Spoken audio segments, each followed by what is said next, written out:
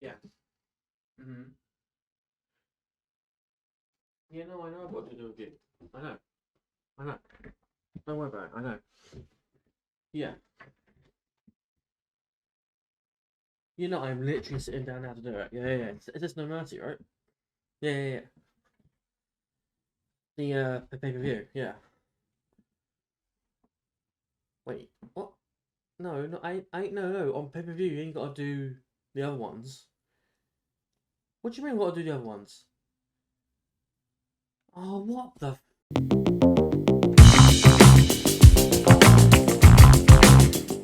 Hello and welcome back to the channel and welcome back to HCW Show Squared, the show where we take the usual formula and format of the regular HCW show and multiply it, expand it by the power of, you guessed it, 2. Let me go ahead and quickly fix this layout because that is not what it looks like. There we are, perfect. What was I going to say? Yes, so on the weekend itself of No Mercy, we are also covering NXT and we are also going to be covering Rampage. So this is going to be a bit longer. Bear with me. We'll get through it all. I've got my notes here. Let's just get cracking. So, we kick things off with the NXT Global Heritage Invitational Final match between the winners of Group A and the winner of Group B, which was respectively, respectively, I got the first time, Butch and Joe Coffey. Butch wins following a bitter end. It's 3.5 stars. It was a really good match. These two were always going to have a match that was that wasn't bad. You know, they would have good matches. They have good chemistry. But yeah, Butch wins and he'll move on to face Noam Dar for the NXT Heritage Cup at No Mercy. So that should be fun. We then get an interview with Dominic Mysterio. Dominic under the impression that he'll have No Mercy 3 now due to the updates with Mustafa Ali.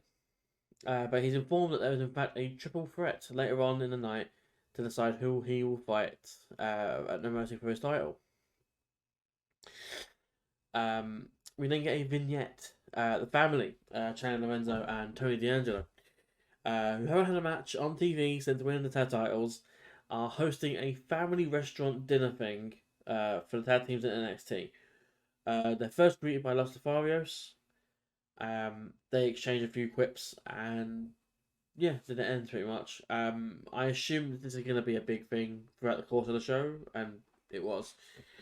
We then move on to the first match of, second match of the night, sorry, the next match of the night, I should say. Trick Williams takes on Joe Gacy. Trick wins with the high knee following a counter to Gacy's handspring elbow.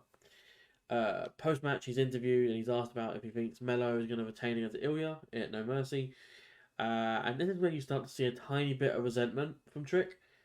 He's annoyed that even though he and Gacy just had a match, that's not what they want to talk about. They want to talk about instead his friend Carmelo.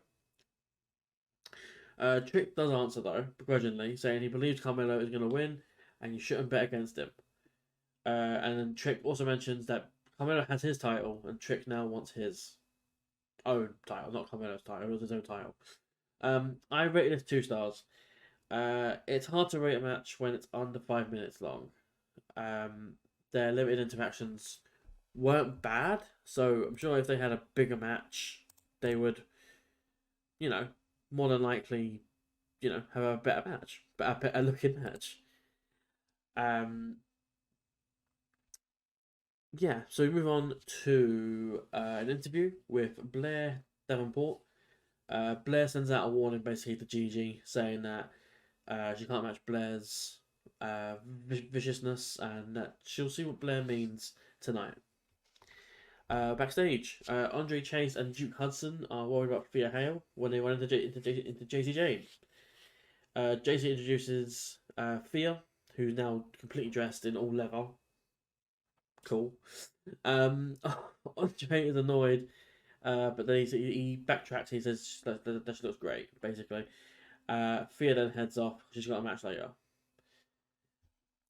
We then move on to the next match of the night, which is Baron Corbin against Josh Briggs, which came about because of their interaction last week backstage when Briggs got in Baron's face, following his comments about getting a Thai massage or something. Something like that. Anyway, Baron wins with the end of days. 2 stars. Same as the previous match, basically. It was sub 5 minutes, and it's at this point I should probably bring up the fact that, again, it'll be a trend probably going forward. You've got a 2-hour show. That's not an excuse to, have these 2-3 minute matches. There's plenty of room to fit in longer matches for this. I get that sometimes it's necessary, but not for every show. But yeah, it's part of the formula for NXT now, I guess, and I guess we're never gonna get away from it for the foreseeable future, at least. Anyway, we move on. We go back to the ring. Baron Corbin speaks about Bron Breakker and questioning if he's just all bark and no bite, and he's looking forward to his future now that he's burned his past. Bron comes out and he cuts the promo of his life. This is the best promo he's ever said. He says, "Look," and then hits Baron. A brawl breaks out between them, and they get separated by staff. Backstage, Trick Williams is seen knocking on the door and then entering Shawn Michaels' office. Who knows what he wants? We then get a tag team match. Hank Walker and Tank Ledger against Bronco Nima and Lucian Price, who are called OTM, or which stands for Out the Mud. OTM win with an assisted Alabama Slam. 2 stars. Again, under 5 minutes. I can't rate it any higher. The 2 stars is literally the default highest rate I could give it. Like, it wasn't a bad match, but again, you can't judge of 2 minutes. Backstage, Gigi's working out when the lights go out and they come back on. She's been attacked by Blair. So Blair can now control lights, I guess, in a spooky way, or turn the light switch off. I don't know. It just looked a bit goofy. Like, she was there, lights went out, came back on, she was out, and then Blair was just there. So, cool, I guess. We get another vignette where we're back at the family restaurant dinner thing. Channing asks the Lotharios about their tattoos on their chests. They explain it's in honour of their past grandpa. Part of his honour includes taking the NXT Tag Team titles away from the family. In come the Creed brothers. They're hungry, there wasn't food. Tony informs them they're going to get some of a spicy meatball. I'm so sorry. But the Creeds also want to settle some business. Like if they're going to get replaced, para los primos, which means for the cousins in Spanish. Channing then gets a text telling him that OTM are OTW on the way. Tony then replies to that, GOOD. Good. And that ends the segment for now. Backstage, Tyler Bate and Axiom have a little shared respect thing where it's like, hey, we're friends, right? Yeah, you're going to do what you're going to do, I'm going to do what I'm going to do. And then they're informed by Trick Williams that the 3-way main event is now a fatal 4-way. Trick's in the match, basically. We now move on back to the ring for the next match of the night with a strap match. Eddie Thorpe against Dijak. Eddie wins with the top rope elbow drop. Post-match, though, Dijak does lay out Eddie and then gives him several lashes to his belt. I rated it 2.5 stars. It was okay. Strap matches are not my thing normally, so I wasn't too invested in this one. It was also kind of obvious that Eddie was winning when you saw his family were there in front row. This whole thing with Thorpe and Dijak hasn't been that good, and it isn't even that interesting. I'm hoping it comes to an end soon because it's feeling a little bit forced now. Backstage, JC's excited to see Thea's new ring gear. Thea's almost ready for her match, which is up next. We have Danny Palmer against Thea Hale. Thea Hale wins with the Kimura look. 2 stars. Again, sub 5 minute matches. This match wouldn't have benefited from more time, so I understand having to do under 5 minutes. Danny's still relatively new as well, and it does show in her matches. So the win quickly here for Thea makes more sense. Backstage, Trick finds Carmelo backstage and is hyped for his North American number one contenders match coming up next. But Carmelo is too busy on his phone. He can't look away from his phone, and he's got a lot on his mind. Uh, Again, a small bit of dissension between the pair of them. It's a slow build, but we're getting there. Backstage, Baron Corbin comments on Braun Breaker and that he'll beat Braun at No Mercy, but then he's attacked again by Braun. This is swiftly broken up. We then have the North American Championship number one contenders match. Axiom, Dragon Lee, Trick Williams, and Tyler Bate. Sorry, I got messaged there, so I got a bit sidetracked. Trick wins after a fluke pin on Axiom. So basically, he gets headbutted by Dragon Lee. That knocks down Dragon Lee, who essentially knocks himself out with a headbutt. Then Trick is sent reeling back towards the ropes into Tyler Bate, who's on the apron, knocking Tyler Bate off the apron, and then bounces back off the ropes to do a sort of standing splash sort of thing onto Axiom, who's on the floor. And then from that, he falls into the pin, basically, and then that gets the 3 count over Axiom. 3 stars I rated it. It was good, but it was kind of flippy. Actually, no, it was very flippy. It's fine if you like that. It was perfectly serviceable for me. It wasn't really my sort of thing. I do appreciate it, though, which is why I rated it 3 stars. Trick wins, and he'll go on to fight Dominic Mysterio at No Mercy, which should be fun, I guess. There we get the finale to the family's restaurant dinner. So Bronco Nima and Lucian Bryce finally turn up with scripts, but they ain't here to eat. Me or the others are currently eating or have eaten. The family then declare that they're going to fight all 3 other teams at No Mercy. High risk yields high reward. So now we have a fatal 4-way tag team match for the tag titles at No Mercy. We then get another interview with Dominic Mysterio. Dominic is ready to take on Trick Williams, but before he can finish, he's cut off and he's attacked by Dragon Lee. This felt very random to me. I don't know if there was a reasoning behind why he was attacked by Dragon Lee. If there was a reason, I must have missed it. But yeah, we move on to the final segment of the show. The NXT Championship contract signing between Ilya Dragunov and Carmelo Hayes. They exchange a lot of stuff here. So the first part of this is that both Hayes and Dragunov talking about they both being the wrong person at the wrong time. Hayes mentions the Great American Bash incident where Ilya ran into the title belt. And then this prompts the second part where Dragunov then mentioned that Carmelo did in fact miss, whereas, Melo can't or don't miss. And that's why he needed the cheat. Hayes talks about being champion as is about being undeniable and about being him. He also mentions that he's not the same as the people Dragunov has faced in the past. Since losing. He's not like Wes, he's not like Oro Mensah, and he's not like Trick. But he does cut himself off though. But Ilya does look pleased to hear him say that. The third and final part, though, sees both men sign the contract and they exchange final words. Ilya doesn't mind being pushed to new limits, but he warns Carmelo that he won't like what he finds at those limits. Carmelo replies by saying that the title is bigger than both of them, and that Dragunov can be a champion, but he can't do it better than Hayes. Following that, Dragon Lee is announced as the special guest referee for the North American title match at No Mercy. And that is the end of NXT. No, one more thing. We're in the parking lot. Baron Corbin and Braun Breaker are fighting in the parking lot. They fight on the street, they fight in a car.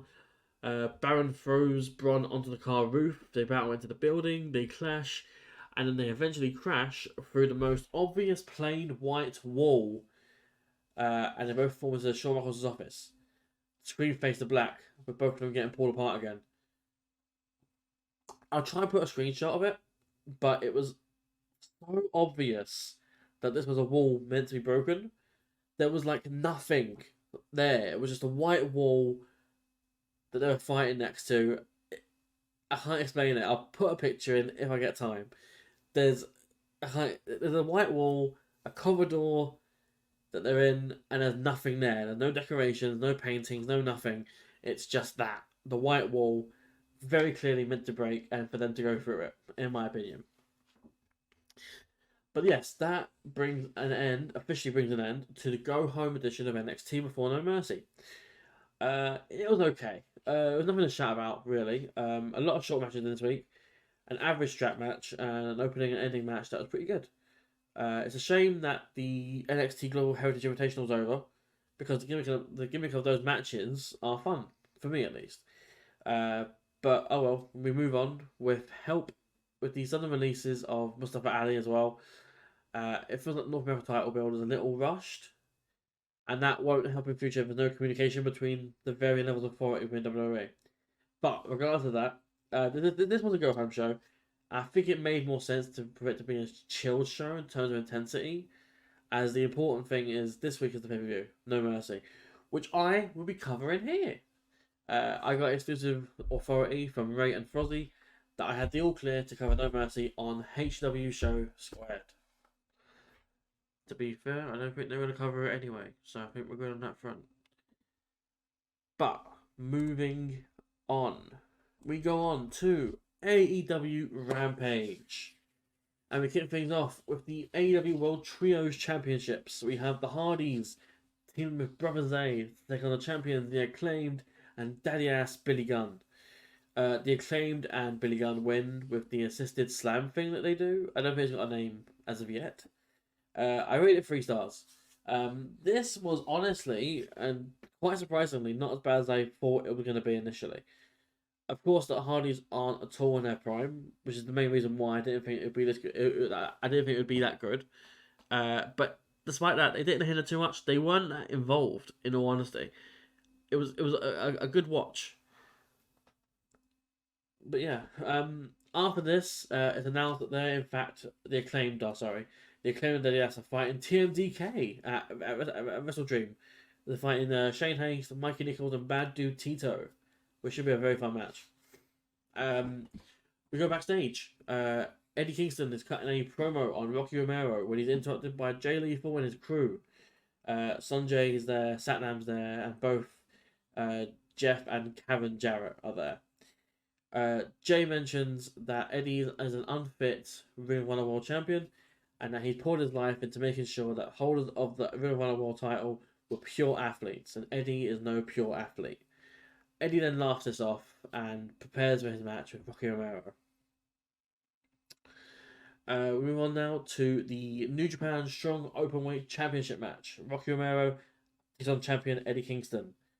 Eddie wins and retains following 2 discus backhands and the stretch plum submission. Post-match, Eddie Kingston is disrupted by Katsuyori Shibata. He comes out, he acknowledges Eddie, and they shake hands. I rated the match itself 2.75 stars. It was kind of disappointing. It felt like it was kind of limited, maybe because of time limits, I don't know. And I suspect it's probably also because of Eddie's injuries, which he really shouldn't be wrestling if he's got injuries. He should be getting looked at. But the match just kind of felt slow, and it didn't really get anywhere because of that. I hope the match with Shibata is better, but I have my doubts. Backstage, Aussie Open talk about FTR and how they pretend to be the best tag team in the world. Aussie Open want to burn the legacy of FTR down and take the tag titles from them, and claim that they'll be doing that at Wrestle Dream. Cool. Next match is Caleb Crush and Gunner taking on the Righteous, Vincent and Dutch. The Righteous win after an assisted Shira Awai and a cutter from Vincent on Caleb. I rated this 1.5 stars. This was a squash match.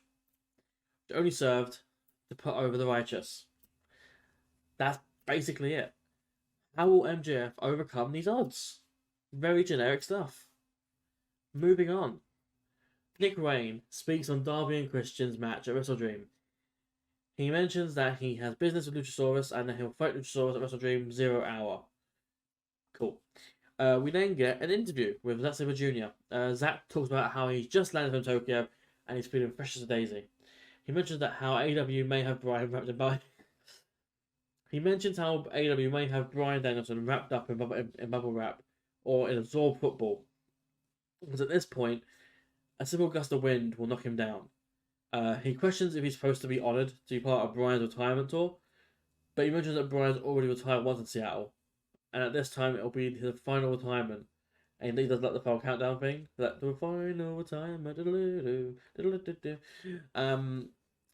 We then move on to. Sorry, I've got text. We move on to the main event, which was the AEW Women's Championship #1 contenders match. The winner will fight. The winner will fight Saraya for the Women's Championship in 2 weeks' time on October 10th for the special edition Dynamite on Tuesday. We have Ruby Soho taking on Hikaru Shida. And of course, it's one obvious. Shida wins with the Katana knee strike. Post-match, Saraya comes out and then she confronts Hikaru. And their match is then confirmed for the October 10th edition of Dynamite. Cool. I rated this 3.5 stars. These two put on a really good match and have really good chemistry together. But we already knew that anyway. I do have one complaint. The referee shenanigans wasn't really needed. It was fine, but it wasn't really needed in terms of the whole landscape of that match. But I don't know. The ending was also really good between them. And with that, Hikaru wins and picks up the title match against Saraya. And that was Rampage. I will end this here. And No Mercy will have its own section of the review. So I'll try and mark it, or I'll put something on the screen, or in the a little bar at the bottom, one of those things. But yeah, we move on to No Mercy. And we're back. Welcome back to the review. I probably edited that gap in between, but hopefully I have. Future me, do a good job. Yeah, so we kick on things. Oh, I'm wearing glasses now, by the way, because I'm wearing my glasses. And we go into now NXT No Mercy, the first PLE pay-per-view, whatever you want to call it, of HCW Show Squared. Great American Bash didn't count, as that was just a special event. So this is the official first pay-per-view of this show. So let's get cracking into it. So we get things off with the intro of the show, which would be a crime for me not to mention. It's showing a little cartridge being put in, No Mercy appears on the screen, and then we get like the actual layout of the original No Mercy game. So little NXT spins, and there's No Mercy underneath it, and then you get like all the names on the side of like who's wrestling, and then they've even edited in like models of the wrestlers in the matches. So it has like, like it has, I don't know, like Tiffany Stratton taking on Becky Lynch, and they both have like these player models, which are very in the style of the No Mercy game. The original game I think was on the N64. I think it was. But yeah, amazing intro. Best intro they've done in a long time. I think in WWE in general, honestly. But yeah, so let's get into the match itself. The show itself, sorry. We kick things off with Bron Breakker and Baron Corbin. Baron Corbin wins with the End of Days, following an interference from Mr. Stone, who is the manager of Von Wagner. I rated 3.5 stars. This was a very solid opener, and with a result I don't think many saw. Even myself, I had Bron winning this. Made for an even better result when the final bell rang. It was a slugfest between two guys who didn't really care and just wanted to beat the other up. Baron needed a big win here though on PLE during this NXT run of his, so it was good. It was good he got it here. Meanwhile, also protected Bron through the interference of Mr. Stone. So I'm sure we'll get some more follow up between Bron and Baron though, while Von's out injured. We then are shown an interview from the kickoff show where Carmelo Hayes is with Chip Williams, and they both hype up their matches. And there's the possibility that both of them will leave No Mercy with title belts because that's all it is, and that's all it ever gonna be. Yeah, good luck with that, Trick. Good luck with that. You're not winning tonight. Moving on. Actually, speaking of Trick, we move on to the NXT North American Championship special guest referee match. Dragon Lee is the ref for this match. Trick Williams takes on Dominic Mysterio. Obviously Mysterio is champion, and he's defending here.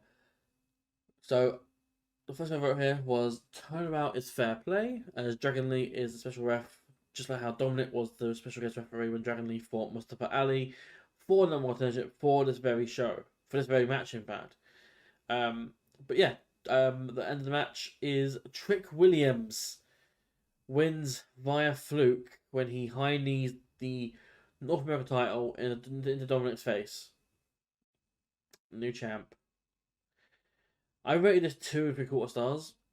I would like to take a moment to just run through some names. Ricochet, Johnny Gargano, Damian Priest, Solo Sikoa, Wesley, Carmelo Hayes. Do you see a trend? These are all former North American champions who are still under contract with WWE.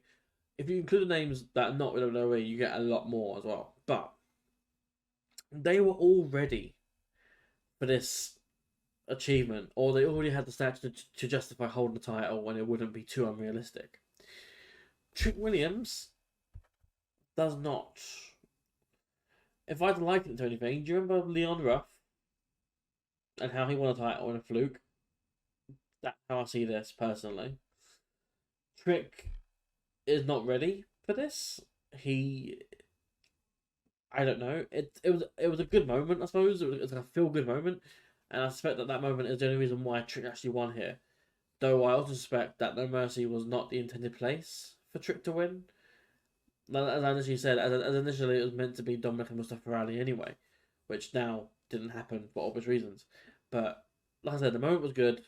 The match wasn't great though. Actually, I didn't think of that. Actually, didn't I?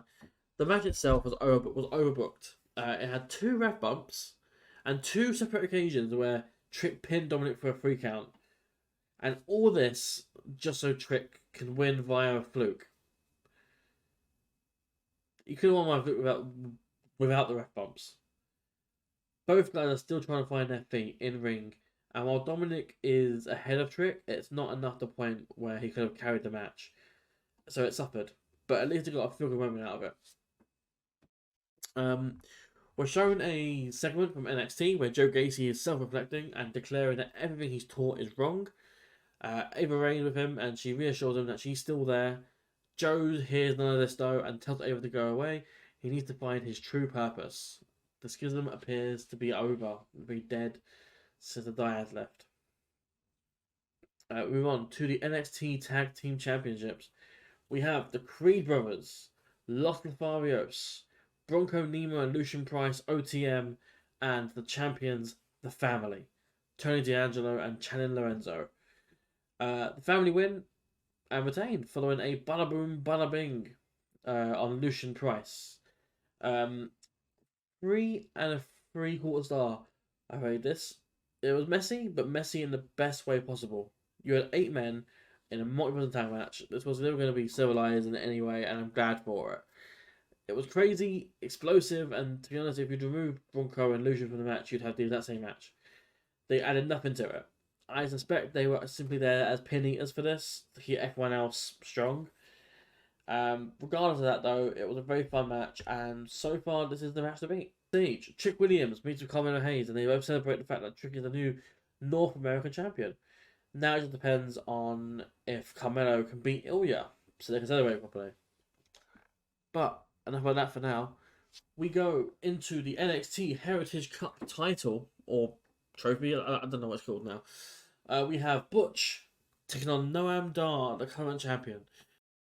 So this is in the British rounds format. I don't know why I thought the tournament was the last time that we'd see that format, because the matches for this title are literally in that format.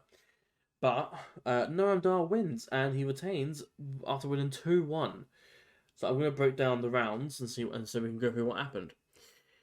So, round 1 saw Butch control the majority of the round with joint manipulation and stretching stomps on limbs. But when the round ends, Noam gets in a cheap elbow, which discombobulates Butch momentarily. Second round starts, and we see Noam capitalize on Butch's discombobulation, and he controls most of the second round. But when Butch starts to fight back, Mensa gets involved while Tyler and the ref are distracted by Lash and Chikara, allowing Noam to hit the Nova Roller for the 3. 1-0 Noam. The third round sees a bit of a mix, but Butch is back into it now. Metaphor are continuing their distractions, but it isn't working much right now. Noam misses another Nova Roller, and that allows Butch to hit a bitter end for the 3. 1-1. The fourth round sees both men exchange submissions. They exchange cross arm breakers and triangle chokes. Eventually, though, Noam does get a strike in and hits the Fisherman Suplex for 2. He tries to top rope stomp and gets caught into another triangle choke. But with 10 seconds left, he does not tap. So it's still at 1-1. The fifth round sees them both pretty banged up as Butch attempts a bitter end again, which is countered. And Noam hits a series of moves for various 2 counts. They go to the apron when Noam hits a brainbuster on the apron for another 2 count. And then the round ends with Butch hitting a finger snap. So we're still at 1-1 entering the final round. Remember, if it ends in a tie, the champ still retains. The sixth and final round begins with another strike exchange. Another interference from Mensa and another roller only gets 2. Butch then hits a tie driver 97 for a 2. He attempted a bit of red, which is reversed into a knee bar. Butch fights out of this and hits a cross arm breaker. And it does look like at this point that Noam's about to submit. But Gallus interfere and take out Tyler, which distracts Butch enough. And while the referee is distracted by Metaphor, Joe Coffey comes in and hits a discus lariat on Butch. And that knocks out Butch, enough for Noam to pick up the win for the final 3 count of the match. 2-1. Noam Dar. I rated this 3 3/4 stars. My thoughts on the match itself are probably quite different from how people will say online. A lot of people do not like these kinds of matches, the British rounds format. I do. I really like it. I think it adds an element of legitimacy and authenticity to the matches, especially if you have the right people in the matches. Butch is one of the people, another one is Noam Dar. The only reason I didn't rate it higher than 4 stars was because of the interference angle and disruptions of the match, which sort of took away from it a little bit. It made sense for the end result, though. So, yeah. I assume Butch and Tyler, though, will team up soon to take on Gallus. But yeah. They announced that coming up on December 9th is going to be NXT Deadline. So that'll be the next pay-per-view that we cover on HCW Show Squared. Keep your eyes peeled for that. But that'll be the final WWE pay-per-view of 2023. That's pretty cool. So here we go with what I'm assuming, at the time as I wrote this, I was watching NXT. At the time I was writing my notes. So here we go. I'm assuming this is the main match of the night. I know the answer to that question now. But the NXT Championship, Ilya Dragunov takes on Carmelo Hayes. And the end result is Ilya Dragunov wins with the Super H-bomb from the top rope. We've got an official new champion. I rated this 4 3/4 stars. Holy shit. This was actually an insane match. If you look back at the Great American Bash match, you'll see a lot of the same stuff here, but in this match it was amplified by the power of 10. Look how this show is, the power of 2. But they had a great match, and then they had a fantastic match here. Ilya finally wins the big one, and he cements his name among an elite list of former NXT champions.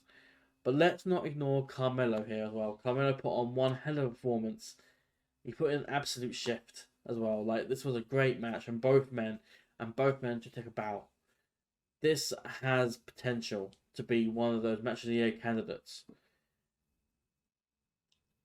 Honestly, I might say it's WWE match of the year as well. But yeah, I can't wait to see what happens now in the future with Melo, and especially with Ilya. Ilya's reign could be one that's, head and shoulders above everyone else. Ilya's one of 2 guys that I believe could have a 5-star match with anyone. And if you know me, you know who the other one is. It's Gunther. Like, I think Ilya and Gunther had a near 5-star match on NXT TV. Or NXT UK TV, sorry. I just think Ilya's amazing. Carmelo is also an amazing wrestler. I do wonder what the plans with him going forward. I assume it's trying to do a trick, whether it's a tag team or I don't know, maybe they're gonna fight over North American title or something. I don't know entirely, but we'll get there.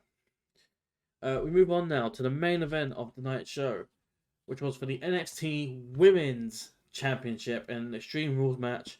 Tiffany Stratton against the champion Becky Lynch.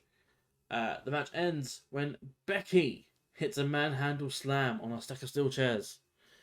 4 stars are rated this. This was a very good Extreme Rules match. Both women put their all into this. Tiffany continues to show that she is and will be a star in the coming years. Meanwhile, she puts on one hell of a performance against one of the biggest names in WWE and even the wrestling landscape in general. I'm intrigued now to see where we go with this Becky reign. Because I was on the boat that I think Becky retains here, but I also think it makes more sense for Tiffany to win it back. But here we are, Becky's still champion, and I can't help but wonder what is the plan now. Because whoever takes the title from Becky will get a huge momentum boost and personality boost and star power. Roxanne, Gigi, Blair. I think one of them three personally is who it will be who takes the title from Becky. And then it goes on secondary to the story. So like Lyra Valkyria, Thea Hale, maybe even another Tiffany Stratton reign. Who knows for certain. But the final segment of NXT No Mercy sees Trick Williams in his locker room, North American title on his shoulder. In comes Carmelo Hayes, no title.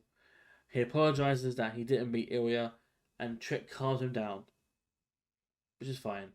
But the important thing to note here is that Carmelo looks directly at the North American title, and when they embrace to hug, he slaps the North American title rather than, Trick's shoulder or something, which may have been, a coincidence, but I think it's intentional. I think he slapped the title intentionally. So I think we're getting closer and closer, and we may even be closer than we initially thought to the Carmelo Hayes and Trick Williams feud. But yeah, that brings an end to NXT No Mercy. And that brings an end to HCW Show Squared. Thank you for joining me. Thank you for sitting through my rambling and sitting through me talking by myself because I've got no one to help me out with this. But if you appreciate any of the work we do, you appreciate watching these videos, you want to see more of these videos, then feel free to follow our social media above, which is our Twitter, or X, sorry, our Twitch, our Instagram, our Facebook, and our Threads, which is over there. Also, if you want to follow me, particularly, if you feel so inclined to follow me, then I'm just down there on Twitter. I'm down there. But yeah, that brings an end to this review, and I hope you've enjoyed. And as always, my word is not gospel, my word is just my opinion, and you shouldn't use this as a way to justify watching shows. You should just watch the shows, see what you like, see what you don't like, and go from there. See what you enjoy most and see what you make the most of. But yeah, I've been Dan, DP, D, Pui, Z, yeah, and this has been the show. Catch you next time. Peace.